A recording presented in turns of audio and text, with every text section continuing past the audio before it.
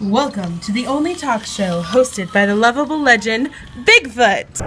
Welcome to episode 38 of My Name is Bigfoot, and you are, sir? My name is Humberto Ramos. Nice. Yes. What brings you to Washington State? Find you. Nice. Well, now that you found me, do you have any questions for Bigfoot? Do you have family or just you? Yeah, I got an 8-month-old daughter. Awesome. Yeah, right. She luckily she takes after her mother. So We would like to see more of you guys, You know what? Well, over on the West Coast, we're pretty friendly. It's all about the whiskey and the weed. Yeah, that's good. Oh, yeah. Yeah, it's the East Coast. I love Washington, yeah. Thank you. Yeah. Well, if you ever need a couch, you've always got one. What are your inspirations? Fine. Mostly comic books and comic books artists. Do you have a few that you're like that? Sure. I mean, there's actually a bunch of them here in this floor, like Eric Agnetti and Sean Galloway. I saw him like around there. Mike Mignola's here. Jim Chung. I mean, people who's actually at the show, but also Jeff Campbell, who was down the fourth floor yesterday, and Joe Madureira, and I like Stuart Dimonen a lot, and Sean Murphy, and Jim Lee, Eric Larson. I have a 25-year career, but I've been a comic book fan for the last like 40 years. So I've seen a lot of artists, and all of them at some point influenced my work. There's of course the main most influential artists that I follow, like Joe Mad, like Jeff Campbell, like as I told you, Stuart Dimonen, Eric Agnetti, Sean Murphy. But I like at these shows at the when you walk the artist alley, and you kind of like at every corner you encounter like a new fresh voice that you want to see more of it. Well, that's the thing about it too. Like you always see different art styles, so like it's interesting to see like how many different comic books are done so many different ways. Yes. Like some of them are really squatty and chunky, and some of them are really skinny, and some of them look like anime characters. It's just, I mean, the styles are great. That's the one thing I like about comics. Yeah, me too. Is you can be a follower of Spider-Man, and it'll be done by a new artist in a different way. Like you have your own signature too that you like to add a little bit. Well, again, you try to find your own voice, let's say, your own style, and yeah, I mean, I realize that there's competition like every single day, and when I go to the comic book stores, and like every week there's a ton of new books with all amazing artists, and I'm aware that I need to compete to make the best of my work for people to give us their money and buy our book, right? So I mean, it's a friendly competition. And I like that kind of challenge. Yeah. What would your official title be? Actually, I'm a penciler. That would be my real job. We have a team, and somebody draws, like that's me. Then somebody traces over my drawing. That's the inker, and then is the colorists.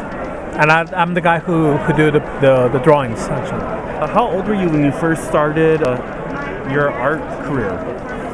When I started doing this like professionally, you mean? I was around 21 years old. Yeah, I was 21. Yeah. Did you take any classes or did you go to school? Well, I was mostly self-taught because back in the days we had. I mean, I'm 46. Then we had no internet, so no tutorials, so no YouTube, so no online classes and stuff. So I actually had to buy books and read them, and try to learn as much as I could from from books, meaning I had close to no interaction with teachers that could, guide me through the, from the things you read on the books to the things you actually do practicing in that. It's self-taught. yeah. There's a big empty space of things that you sometimes don't know how to feel with, and that's the interaction between the student and the teacher, and at that time we weren't have that much of interaction with teachers because we had no teachers. So then I attended graphic design school. I'm a graphic designer. Okay, where was that at? Back in Mexico. Okay, Mexico. Yeah. So that's where my, let's say, background comes from. Yeah. How old were you when you first started to put pen to paper and really put some serious thought into it? Like the really serious stuff. Well, it was when I was in college, because before that time I didn't really give a thought about the guys who draw the books. I like the books and always been a fan, but I never really thought of the job behind the comic books that I read. But when I get to college, I knew people who were involved in the comic book industry down in Mexico, and that was my first plans to what is the comic book industry. What's your thoughts on digital comics? Well, to download them. Yeah. Well, it's easier to carry. Yeah. I mean, here, when I fly up to the shows and that, it's always easier to carry just your iPad or your mobile, whatever, through the and read them in the plane than bringing up the whole trade paperbacks because at the end, well, it's a lot of weight that you add to your luggage. So it's those read comic is easier when you are traveling and all. But at the end, I like buying both. I'm so sorry. Sorry. And so I like but also like the idea of buying the actual book. Yes. Because I'm a collector myself, so I have my bookshelf back home with those. The Silver Age, Golden Age. What's your or do you like the? I like the current stuff. I'm not much of a historian, let's say. Okay. I mean, I know where we came from. Right. But I feel more excitement to see where we're going to, So I follow the new guys and the new books and that. Yeah. Nice.